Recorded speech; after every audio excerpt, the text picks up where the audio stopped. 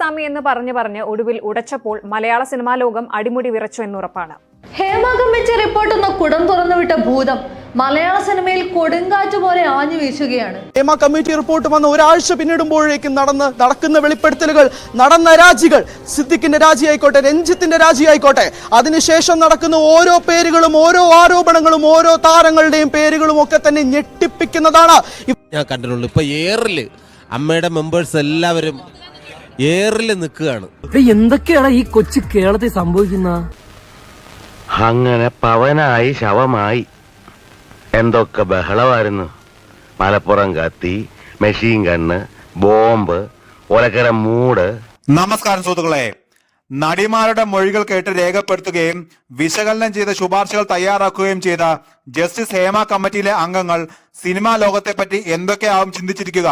നടി ശാരദ ഒഴികെയുള്ളവർക്ക് എന്തായാലും സിനിമ അതിനു മുമ്പ് അടുത്തറിയില്ല. വെള്ളിത്തിരയിലെ പല വിഗ്രഹങ്ങളും അവർക്ക് മുന്നിൽ ഉടഞ്ഞു വീണിട്ടുണ്ടാകും. നിങ്ങൾ എന്തെങ്കിലും മുകളിലോട്ടേക്ക് വിട്ടിട്ടുണ്ടോ? ഹേമ കമ്മിറ്റി റിപ്പോർട്ടിന്റെ ആമുഖവാക്യങ്ങൾ ഇങ്ങനെയാണ്: തിളക്കമുള്ള മിന്നുന്ന നക്ഷത്രങ്ങളും സുന്ദര ചന്ദ്രനുമാണ് ദുരൂഹതയുടെ ആകാശത്തുള്ളത്. സത്യം അങ്ങനെയല്ലെന്ന് പഠനങ്ങളിൽ തെളിഞ്ഞിട്ടുണ്ട്.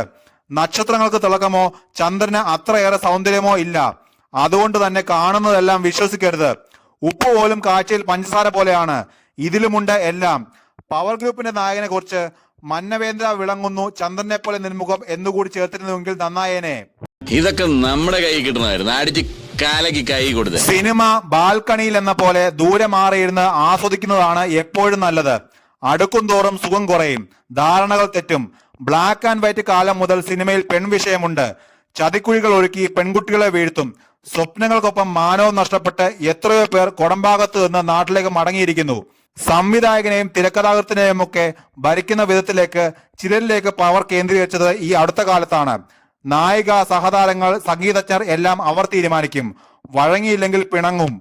സിനിമയിലേക്ക് കന്നിക്കാരായി എത്തുന്ന നടിമാർ വഴങ്ങിയില്ലെങ്കിൽ പിണങ്ങുന്നവരുണ്ട്. കുറച്ചു കാലം മുമ്പ് ഒരു സൂപ്പർ ഹിറ്റ് നായിക മേക്കപ്പ് ഇട്ടിരുന്നിട്ടും സിനിമയിലേക്ക് വിളിക്കുന്നില്ല. 3 ദിവസം അങ്ങനെ കഴിഞ്ഞപ്പോൾ കാര്യം പിടികിട്ടി. രംഗച്ചേട്ടൻ കാണിക്കുമെന്ന് പറഞ്ഞാൽ കാണിക്കും. അന്ന് സിനിമ ഭരിച്ചിരുന്ന തമ്പുരാന് നായികയെ സൗകര്യത്തിന് കിട്ടിയിട്ടില്ല. ഹേമ കമ്മിറ്റി റിപ്പോർട്ടിന്റെ പേരിൽ സിനിമാ മേഖലയെ സ്ത്രീ പീഡന മേഖലയെ ചിത്രീകരിക്കുന്നതിൽ സിനിമാക്കാർക്ക് പൊതുവെ എതിർപ്പുണ്ട്. അവർ ചൂണ്ടിക്കാട്ടുന്ന ഒരു കാര്യമുണ്ട്: സിനിമയിൽ അഭിനയിക്കാൻ തയ്യാറായി എത്തുന്ന പെൺകുട്ടികളിൽ ചിലരെങ്കിലും ബയോഡാറ്റയ്ക്കൊപ്പം സഹകരിക്കാൻ തയ്യാറാണ് എന്ന് സംവിധായകനെയോ മറ്റുള്ളവരെയോ അറിയിക്കാറുണ്ട്. അവർ സഹകരിച്ച് മുന്നോട്ട് പോവുകയും ചെയ്യും. അതിനപ്പുറത്ത് ആത്മാഭിമാനവും ധാർമ്മികതയും ഒക്കെ മുറുകെ പിടിച്ച് എത്തുന്നവരെ നിർബന്ധിക്കുകയോ ട്രാപ്പിൽപ്പെടുത്തുകയോ ചെയ്യുമ്പോഴാണ് പ്രശ്നമാകുന്നതെന്നും ഇക്കൂട്ടർ സമ്മതിക്കുന്നു. ഹേമ കമ്മിറ്റി റിപ്പോർട്ട് പുറത്തു വന്നതിന് ശേഷം നേരത്തെ ദുരനുഭവം ഉണ്ടായവരിൽ ചിലരെങ്കിലും പരസ്യമായി പ്രതികരിച്ചിട്ടുണ്ട്. ചെറുവേഷങ്ങൾ ചെയ്യുന്ന കോഴിക്കോട് സ്വദേശിയായ യുവതി പറഞ്ഞത് ഇങ്ങനെയാണ്: ഒരു സ്ക്രിപ്റ്റ് എഴുതി, വായിച്ചവരൊക്കെ നല്ലതെന്ന് പറഞ്ഞു, പക്ഷേ സിനിമയാക്കണമെങ്കിൽ വഴങ്ങി കൊടുക്കണം. ഇക്കാര്യം ആവശ്യപ്പെട്ടവരിൽ ഒരു വയോധികനും ഉണ്ടായിരുന്നു. അങ്ങനെ സിനിമാ മോഹം മതിയാക്കി യുവതി ഇപ്പോൾ നാട്ടിൽ പായസ കച്ചവടം ചെയ്ത് ജീവിക്കുന്നു. ജോലിക്കാരെ സപ്ലൈ ചെയ്യുന്ന ഏജൻസികൾ എല്ലാ രംഗത്തുമുള്ളതുപോലെ ആർട്ടിസ്റ്റുകളെ സപ്ലൈ ചെയ്യുന്ന ഏജൻസികൾ സിനിമാ രംഗത്തുമുണ്ട്. ഇത്തരം ഏജൻസികളുടെ പ്രവർത്തനത്തിന് പ്രത്യേക നിയമാവലിയൊന്നും സർക്കാർ പുറത്തുവിട്ടിട്ടില്ലെന്ന് മാത്രം. സൗന്ദര്യമുണ്ട്, അഭിനയിക്കാൻ അറിയാം, അല്പമൊക്കെ വിട്ടുവീഴ്ച ചെയ്താൽ പണം, പ്രശസ്തി എന്നിവ തേടിയെത്തുമെന്ന വിശ്വാസത്തിൽ ഇപ്പോഴും രണ്ടും കൽപ്പിച്ച് രംഗത്തെത്തുന്നവരുണ്ട്. എല്ലാത്തിനും ഒരു ന്യൂജൻ രീതി കാണുമെന്ന് മാത്രം. മദ്യത്തിന്റെ മാത്രമല്ല, മയക്കുമരുന്നിന്റെയും പിടിയിലായ സിനിമാക്കാരുടെ എണ്ണം കൂടി വരികയാണ്. കുറച്ചു കാലം ക്ലിക്കായി നിന്ന ശേഷം സിനിമയില്ലെങ്കിലും തരക്കേടില്ല. ടെലിവിഷൻ പോലെയുള്ള പ്ലാറ്റ്ഫോമുകളുണ്ട്. പവർ ഗ്രൂപ്പ്, അത് ഏത് ഗ്രൂപ്പ് എന്ന രീതിയിലാണ് അമ്മയുടെ ഭാരവാഹികൾ കഴിഞ്ഞ ദിവസം വാർത്താ സമ്മേളനത്തിൽ സൗമ്യമായി ചോദിച്ചത്. കോടതി അനുവദിക്കുമെങ്കിൽ വേട്ടക്കാരുടെ പേരുകൾ വരട്ടെ എന്ന് പറയാനുള്ള ചങ്കൂറ്റം വൈസ് പ്രസിഡന്റ് കൂടിയായ ജഗദീഷ് കാണിച്ചു. ജസ്റ്റിസ് ഹേമ കമ്മിറ്റി റിപ്പോർട്ട് മലയാള സിനിമാ മേഖലയിൽ സ്ത്രീകൾ അനുഭവിക്കുന്ന ചില ഞെട്ടിക്കുന്ന വിവരങ്ങൾ പുറത്തു കൊണ്ടുവന്നു എന്ന് പറയാനുള്ള ആർജവം നടൻ ടൊവിനോ കാണിച്ചു. പ്രതീക്ഷ നൽകുന്ന ഇത്തരം പ്രതികരണങ്ങൾ വരും നാളുകളിൽ ചിലരിൽ നിന്നൊക്കെ ഇനിയും ഉണ്ടാകാം. എന്തായാലും വലിയൊരു മാറ്റമൊന്നും ഇപ്പോഴത്തെ സാഹചര്യത്തിൽ പ്രതീക്ഷിക്കാൻ വയ്യ. റിപ്പോർട്ടിന്മേൽ നടപടിയെടുക്കാൻ സർക്കാരിന് ഉദ്ദേശമുണ്ടായിരുന്നുവെങ്കിൽ അത് നേരത്തെ ആകാമായിരുന്നു.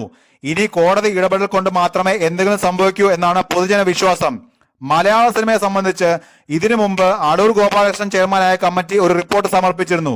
മലയാള സിനിമയുടെ പുരോഗതിക്ക് സർക്കാർ എന്തൊക്കെ ചെയ്യണമെന്ന് അക്കമിട്ട് നിർത്തുന്ന റിപ്പോർട്ട് കഴിഞ്ഞ UDF സർക്കാരിന്റെ കാലത്താണ് സമർപ്പിക്കപ്പെട്ടത്. കാര്യമായ തീരുമാനമൊന്നും ആ റിപ്പോർട്ടിന്മേൽ ഉണ്ടായില്ല. മലയാള സിനിമയുമായി ബന്ധപ്പെട്ട ആദ്യ പഠന റിപ്പോർട്ട് 1970 മലയാറ്റൂർ രാമകൃഷ്ണൻ ചെയർമാനായി രൂപീകരിച്ച സമിതിയാണ് തയ്യാറാക്കിയത്. സി അച്യുതമേനോൻ മുഖ്യമന്ത്രിയായിരുന്ന സർക്കാരിന്റെ കാലത്ത് ഇൻഫർമേഷൻ വകുപ്പിന്റെ ചുമതല വഹിച്ചിരുന്ന മന്ത്രി കെ കരുണാകരൻ മുൻകൈയെടുത്താണ് പഠന സംഘത്തിന് രൂപം നൽകിയത്. മലയാറ്റൂരിന്റെ ആദ്യ റിപ്പോർട്ട് മലയാള സിനിമയുടെ വളർച്ചയ്ക്കുതകുന്ന നിർദ്ദേശങ്ങൾ സമർപ്പിക്കാനാണ് സമിതിയോട് ആവശ്യപ്പെട്ടത്.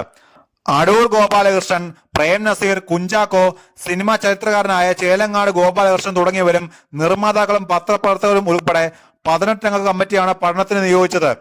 1970 മെയ്യിൽ സർക്കാർ ഉത്തരവിറങ്ങി. ജൂൺ 11 തോപ്പിൽ ബാസി അടക്കം 6 പേര് കൂടി ഉൾപ്പെടുത്തി കമ്മിറ്റി വിപുലീകരിച്ചു. 3 മാസത്തിനകം റിപ്പോർട്ട് കൊടുത്തു. എന്നാൽ റിപ്പോർട്ട് പരസ്യപ്പെടുത്താനോ തുടർ നടപടിക്കോ കാര്യമായ നടപടി ഉണ്ടായില്ല. മലയാള സിനിമയെ മദ്രാസിൽ നിന്ന് നാട്ടിലേക്ക് പറിച്ചു നടുക, ഇതിനായി പൊതുമേഖലയിൽ സ്റ്റുഡിയോയും ആർക്കൈവും സ്ഥാപിക്കുക, നിർമ്മാണ ആവശ്യങ്ങൾക്ക് വായ്പ നൽകുക തുടങ്ങിയവയായിരുന്നു പ്രധാന നിർദ്ദേശങ്ങൾ. ഇതിൽ സ്റ്റുഡിയോ അടക്കം ചില കാര്യങ്ങൾ നടന്നു. പക്ഷേ സ്ത്രീകൾ നേരിടുന്ന പ്രശ്നങ്ങൾ അന്ന് ചർച്ചയായിരുന്നില്ല. ഇപ്പോൾ അതിനുവേണ്ടി മാത്രം നിയോഗിച്ച കമ്മിറ്റിയുടെ റിപ്പോർട്ട് പുറത്തു വന്നിട്ടും സർക്കാർ കൈയൊഴിയുമ്പോൾ അത് ആർക്കു വേണ്ടിയാണെന്ന് പ്രേക്ഷകർ ചോദിച്ചു പോകും. ഉറച്ച നിലപാട് കൈക്കൊള്ളേണ്ടത് സർക്കാരാണ്.